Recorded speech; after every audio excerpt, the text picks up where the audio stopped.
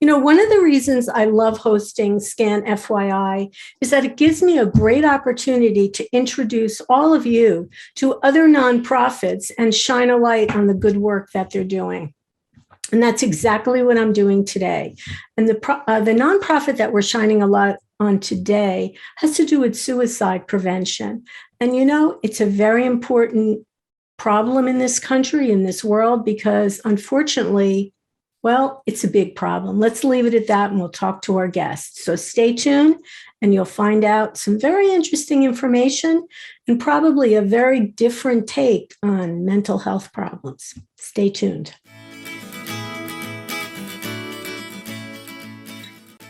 Hey, good morning, everyone, and welcome to SCAN FYI. We have a very interesting show for you today because, as I said, we're going to shine a light on a nonprofit that many of you may not be familiar with, but you should be familiar with it.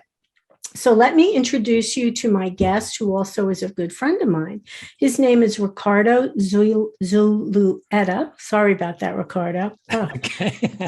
And go ahead, and why don't you tell us a little bit? You're the president of an organization called Start Day One, and I want you to tell us a little bit about your role there and tell us what Start Day One is.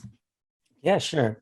So Start Day One is a nonprofit foundation for mental health and suicide prevention with a more proactive approach in helping people rather than reactively waiting for symptoms of mental health issues or suicidal tendencies. So our mission is really to help change people's perspectives from dreaming of one day to starting day one. Day one means there's a day two, day three, day four. You see, a lot of people get so overwhelmed with how much they need to change or do, but really they just don't know where to start. And the common denominator with anyone that gets better or just, lives a fulfilling life is the decision to start day one. And what we've seen is that a lot of these organizations, society as a whole, are teaching all the wrong things. They talk about suicide prevention, but it's really more suicide reaction. And we believe that the true prevention it actually requires a proactive approach. So you don't want to wait until they have these issues. And it's really, we actually need to change people's perspectives of mental health itself. You see, what happens is it all starts off about having a bad perspective, a bad mindset, or whatever you want to call it. But typically it's a perspective. And that is what evolves to becoming suicidal tendencies. Everything in between is, Monday sucks, my relationship sucks. Oh man, my job. And then all of a sudden alcoholism, drug abuse, suicide. It's all the same cause, but the problem is that we're all focused on trying to remedy the result. If you remedy the result while the cause is still there, what do you think is going to happen?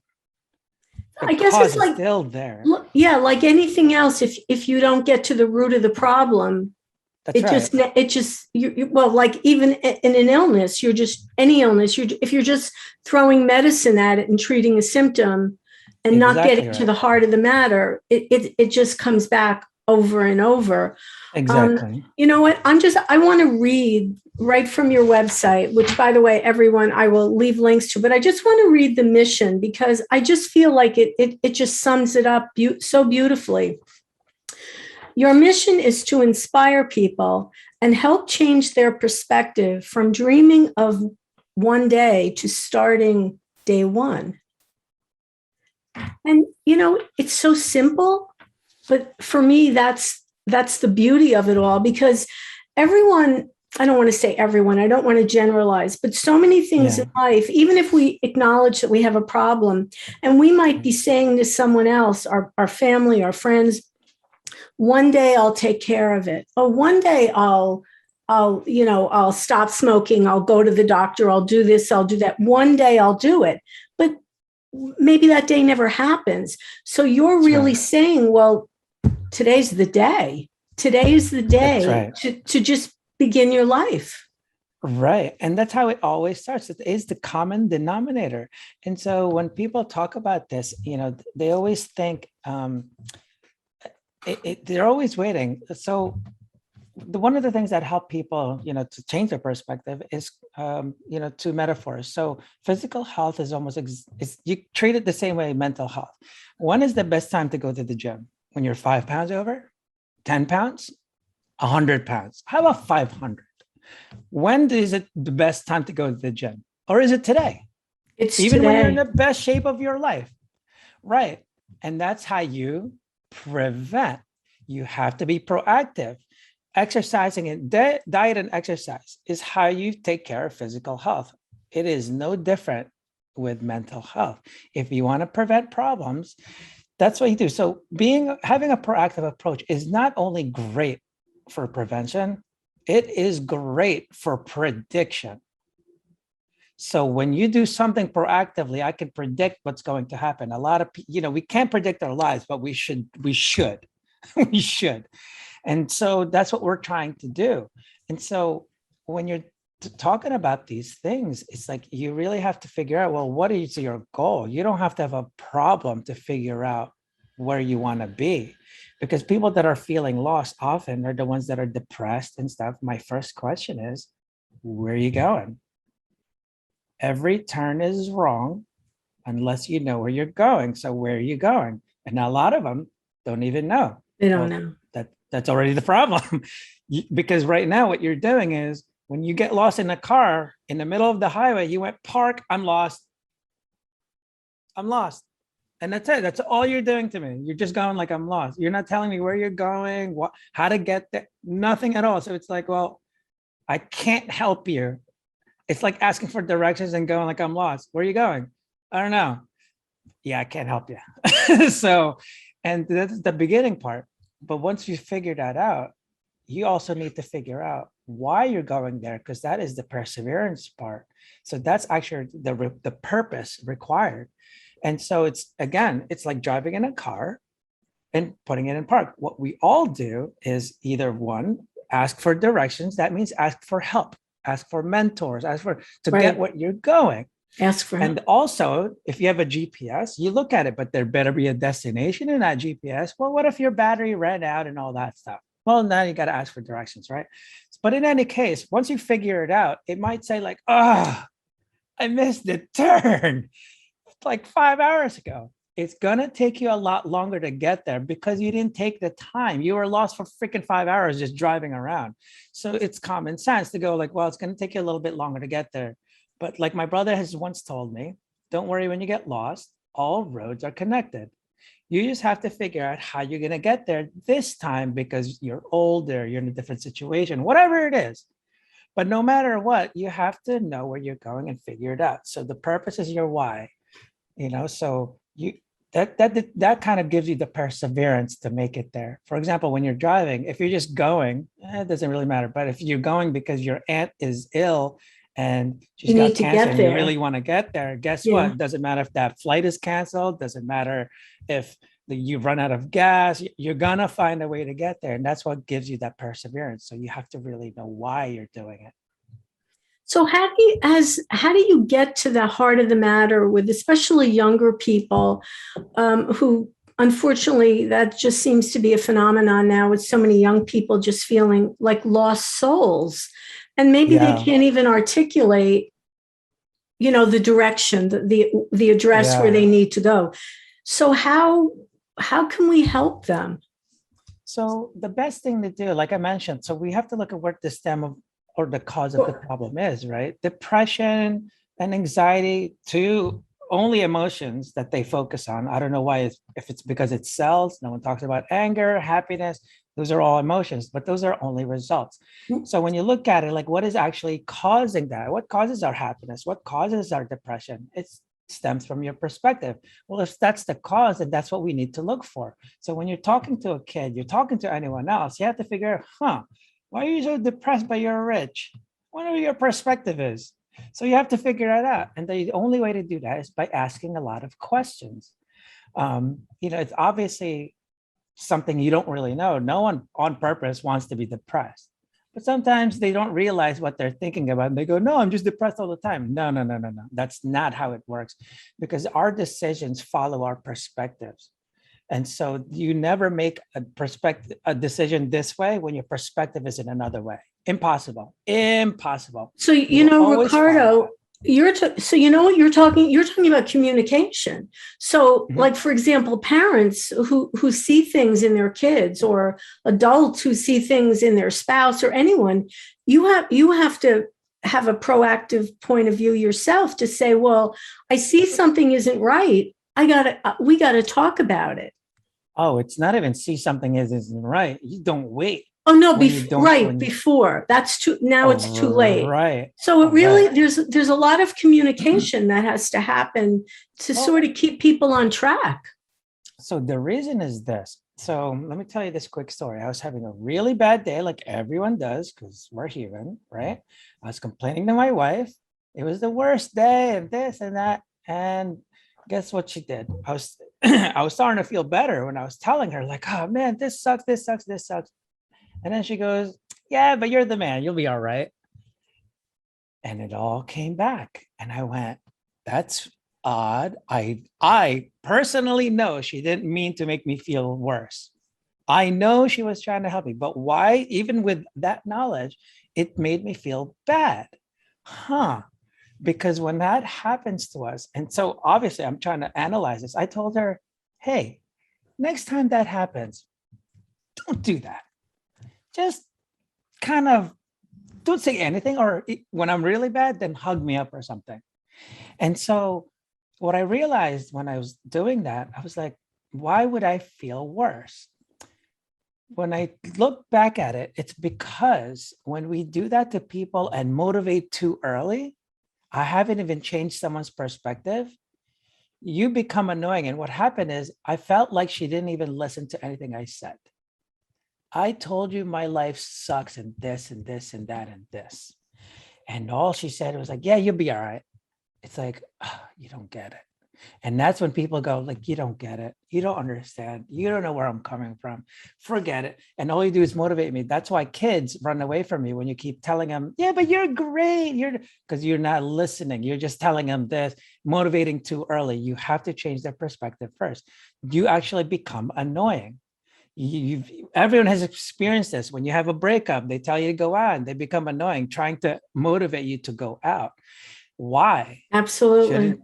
But No, why is that happening? And it's because it feels like they're not listening. So this is what I recommend to people when you have someone that's already kind of deep end like that, is to listen as much as you can, right? And it's all about changing perspective. So what you then do after that is just listen. But what I recommend to say after that is say, wow, well, from your perspective, because I'm agreeing with you, but only because from your perspective, you're right, Andrea. Wow, that does suck. So now what? And shut up. Because as soon as I said that, your mind to goes, huh, now solution it's on mindset. me. Yeah. Not only on you, the ideas are coming from you. Because I cannot tell you what to do. Motivation is very demanding. I just want to inspire you. So I ask a lot of questions because it has to come from you. When it's not your idea, you don't follow it. Hey, you should really go out tonight, Andrea, so you can find someone new. It's a good idea, but why don't you want to do it? Because you're not there yet. You haven't changed your perspective on things. You don't even know.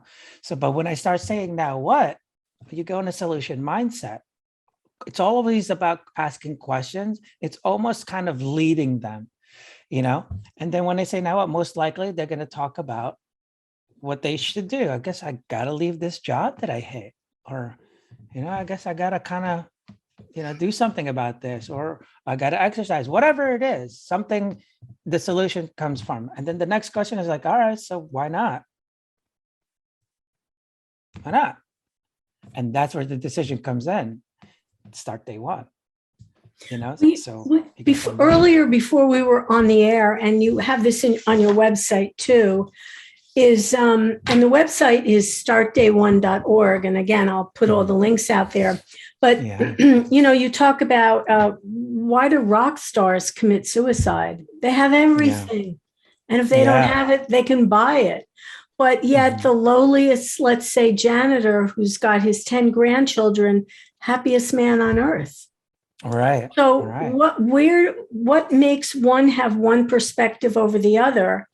And we do Uh, see a lot of this, right? Very famous, wealthy people yeah. committing suicide. And what's the first reaction is, well, they had everything.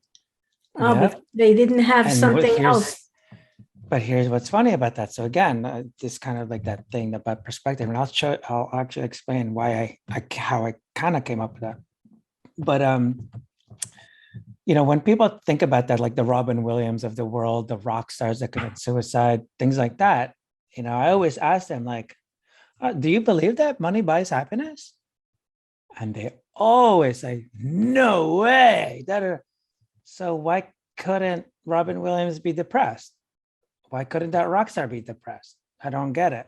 Because you have to pick one. Either you're amazed how someone they have everything and they're still depressed, but you just said money doesn't buy happiness. So I don't understand where you're going with this.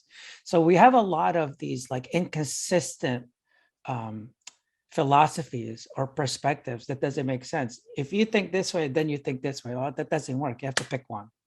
Either money can't buy happiness, that's why they're depressed, and now we have to look into it. They're just normal people and go, well, yeah, they had issues. Right. So we have to figure that out. Well, what's the cause of it? A lot of times, well, what's their perspective on life? Obviously, it's not freaking financial. It wasn't their health. Like it, what else could it be? And almost a lot of time is their perspective, but mostly it's because they all of a sudden they're at the point where they lack purpose. And that's why they couldn't persevere. So let's talk about purpose. So what is purpose, first of all, and why do you need it, right? Because purpose doesn't care about pain or pleasure.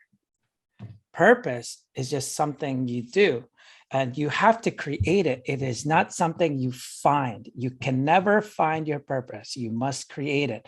Just like a business, you create a mission for it, for a business. Purpose and mission is basically the same thing, but there are two things that people don't know about purpose. People don't know how to create purpose. No one's telling them how. Number one, it must be a verb. Why? Because purpose doesn't care, I said, like about about pain or pleasure. It's basically an infinite mindset that keeps on going, right? And so it has to be a verb because it can't be a noun. A noun is very finite. You can't say I want to be a rock star. You can't say I want to be a doctor, a lawyer, I want to be rich. Those are That's all a great goal. goals. That's a goal. Those I are want to great be, I goals. want to be a Right. doctor. That's my goal. But then Exactly. now, I guess now we're going to say, okay, and then what? What happens when you become a doctor? What's All your, right. Because that's why people get into this, because now they don't have a purpose. They reached the goal, but they don't have a purpose. And if that person, for example, a rock star, if his purpose was to inspire people and empower them with the power of music, because I can make them feel great and live a better life, when does that stop? When does that stop? It keeps on going. And then now you're even more inspired to create music because no, I'm trying to empower people. I'm trying to inspire people. So whatever I got to do to have my music, that keeps on going. And that's the second factor. The first is must be a verb. And number two, it must benefit and provide value to other people, not yourself. That is a true purpose. And what that does, it makes you stop focusing on yourself. Because one of the biggest things that makes people depressed is because you're measuring everything on basically on some ideal version of yourself or comparing yourself to others. You don't feel that you're that successful because you're comparing to someone else that's more successful. You're basically, there's this thing called the gap or the gain. You're looking at the gap rather than the gain that you've gotten, that you've reached or whatever. But a lot of times, in the book, one thing they're missing on there is when you want to measure. So people feel, the best things that gives us happiness is progress and giving. So giving feels good. That's why you see homeless people very giving sometimes, just because it makes them more human. But mostly it's progress. But how do you measure progress, right? It comes after the decision. Do not measure your life since you're a kid and now you're a drug abuser. Well, yeah, of course, you're not going to see anything good. You went this way. You have no momentum. But people are trying to tell you to measure the whole thing. Like, look where you've come. You've come so far. Like, no, they haven't. If you're comparing it to where been like, they haven't. They went downhill. What do you mean? So I have to change your perspective. Like, no, it's when you've decided to make a change. You can't measure all the way in the past. You have to measure, when did you decide to do this? It's like saying, like, man, I haven't lost any weight. Oh, you've been working out? No, I don't get it. I don't get it. So you're measuring your progress with weight without even starting to do anything about it. Yeah, you're gonna be a little Human crazy. nature. Yeah. Right. I guess for lots of us, and myself included, all of us, we can all say, we'd like it all to happen without putting in the work. But one maybe sign of a mature adult is understanding that you have to put in the work or nothing happens. If you don't do anything today, 30 days from now, you're exactly the same. And that's really not progress. So that's right. I love the idea, you change your perspective, then you can change your life. Yeah, because like I mentioned before, the decision comes after your perspective. So it goes like this: your purpose, you need to find your purpose. Now, once you find your purpose, you look at your perspectives, and that's something that just happens throughout. As far as perspective goes, the way I see it is really almost like the fork in the road, right? Different perspectives. And it's either going to be a threat or a benefit to your purpose. That's why you need that purpose to set you straight, because you can have different perspectives and different purposes as well. As a mom, as an employee, as just a person in the world, as an individual, so there's different purposes. There's not just one, and you have to, figure that out. There's obviously one macro one. Like for me, it's to inspire and motivate people, so that's just my macro, who I want to be. But there's different purposes for everything else. And so it goes purpose, perspective, and then the power of the decision. A lot of times what people don't understand, people think you need to find the solutions before you can make the decision. For example, leaving a bad relationship. Oh, once I have this, then I can leave. Oh, once I do this, then I can start that business. Like, that's not how it works. You do not find solutions before a decision's been made. How you find it is because you made a decision. That's how you find the solutions. Right. An example I can give is Andrea over here is now doing live broadcasting and podcasts and stuff. Now, what she didn't do is look up every information she can about live broadcasting and podcasting and said, now I can interview Ricardo. No, what she did was, shoot, I need a mic.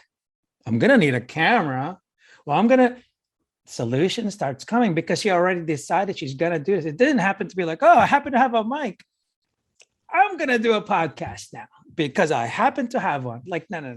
So people need to understand the decision always comes before the solutions. And that's what happens there. And that's when you start measuring progress. And that is actually when motivation comes. You do not motivate before this. So this is the difference between inspiration and motivation. Inspiration is meant to shift your perspective, and it's not demanding. You just happen to be exposed to it, watching a movie, talking to someone, experiences, whatever it is, thoughts, that'll just shift your perspective. All of a sudden you're like, huh. And all of a sudden your perspective changes, and then your decision follows. And then you motivate. So motivation comes after the decision. I cannot motivate you to do 10 more push-ups if you're not even doing one. Like, it has to be afterwards. It's when you motivate too early. That's what most people do with their kids and stuff. And you become annoying, and now they want to avoid you. Yeah, you're pushing, the nagging parent. Because the motivation comes after the decision. The kid has to have decided, yeah, I think I will play soccer. Awesome. All right, let's do it. Then you motivate. But when you motivate and they haven't even made the decision, it's like, well, you're wasting your time. And so that's the big difference with the inspiration and motivation. Motivation comes after the decision, and your inspiration comes before perspective. And your inspiration is meant to be gentle. It's not, It doesn't have to be gentle. It doesn't have to be. There's some people that say, like, when you've had enough, it's like it finally hit them, right? But what people don't understand when they say that, enough isn't an amount, enough is a decision. It's been Okay. enough 5 years ago. Yeah, Like, yeah. All it was right. enough so long ago, but you finally made the decision that it's enough today. Like people getting abused, people in bad relationships, people that hate their jobs. It's like, oh, I've had enough. I've been hearing the same thing for 5 years, So yeah, and that's all it really is. And again, it goes back. What is a common denominator? It's the decision. Because what happens is what prolongs this, when we're in a bad place, we tend to hate accountability and love excuses. All of Oh, us do it. yes, yes, absolutely. All of us do it. And that's why Human people nature. that, yep, and people that sometimes will listen to me. I'm not saying anything extravagant or crazy. I'm just saying this is where it starts, right? It's the decision. And they will actually get offended. Now, why? Why? Why are the things that I'm saying offending you? Because I'm just telling you, you know where it starts is when you actually make the decision to do it. And so let me give you an example, these two stories. Number one, I was, talking inspirational stuff because I have an apparel company. And, I talk about motivational stuff. And this one kid came up to me, and I think we've talked about this before. And he mentioned to me, he said, hey, I know, I love what you're saying, that it all starts with the decision and this and that. And she said, but it's not that easy. And I said, never said it was easy. I just said that's where it starts. Yeah, but I'm in rehab now and blah, blah, blah, blah, blah. And I said, yeah, that doesn't matter. It always starts with a decision. Yeah, but, and I'm like, I was over it. So I said, stop saying but. It always starts with a decision. Tell me why you can't do that. And so I backed away. Again, questions, right? So he stood there going, yeah, almost said, but only because I said, stop saying that. He goes, for 3 minutes, just looking around, looking in the air. And I'm going, what is he doing? I didn't tell him to run a marathon or read a book, right? And what I realized, like, he's looking through his database of excuses right now. He wants to have an excuse until he finally went, you're right. You're right.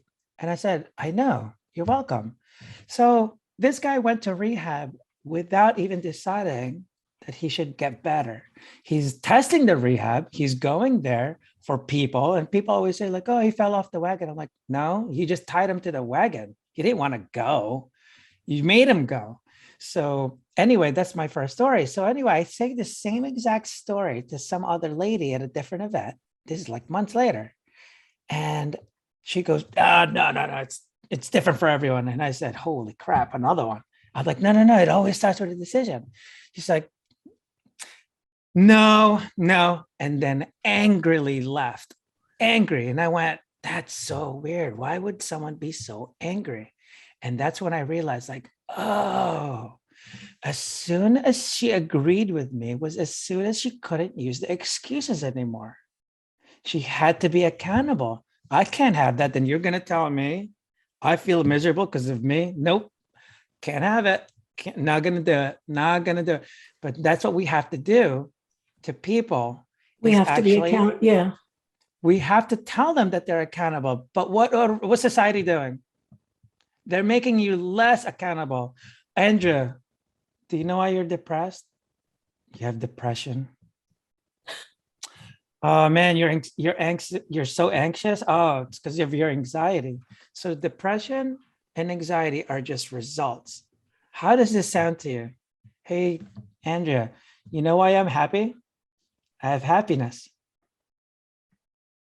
Why does that sound weird to you? I'm saying the same because I wish we had more of that. If I went to the doctor because I was depressed and anxious, I'd probably be leaving with a prescription for something. Yeah, here's the problem. And nothing else. This is the biggest problem to that, is because what we've done is not only are we not trying to remedy the cause, we're always trying to remedy the result. This is what they've even done, the doctors, organizations, and everyone in society. What they've done is made the result the cause. The people are saying that you have depression, that you're going to be depressed. Man, I don't know how you're going to forgive your dad. This is how I see it. Shit, you're not forgiving your dad? Oh man, you're going to get depressed. Well, now you're in depression. That's how it works. And that's how it always is. And that's how we have to change people's perspective on things just by that alone. And people have gone, oh. And it's not that they hate being accountable for it. They just want to know that they are. Yeah, it sucks, but you have to, you know? And a lot of people always talk about the result, even to the point like, well, it's chemical imbalance. Oh, did you get that checked? Did you actually get your chemical balance checked and stuff? Or are you just saying that because you read it somewhere? And to me, from what I've actually read and learned, chemical imbalance is the result. It is a response based on your stress response. Keyword is response. It's responding to the cause. Then what the hell is the cause? So it's your perspective on things.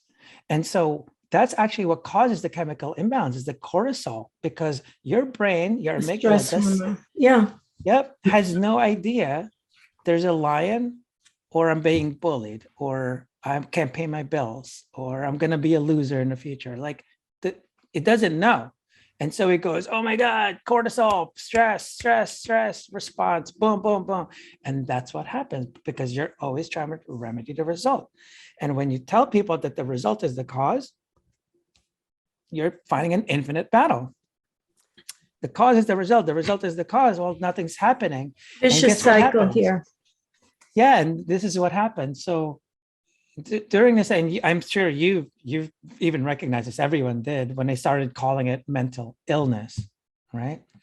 Their idea was to get rid of the stigma. The problem is, I don't care about the stigma part. I care about helping the person. But that is what that did was made people worse. Because what I said was, there's nothing you can do about it, Andrea.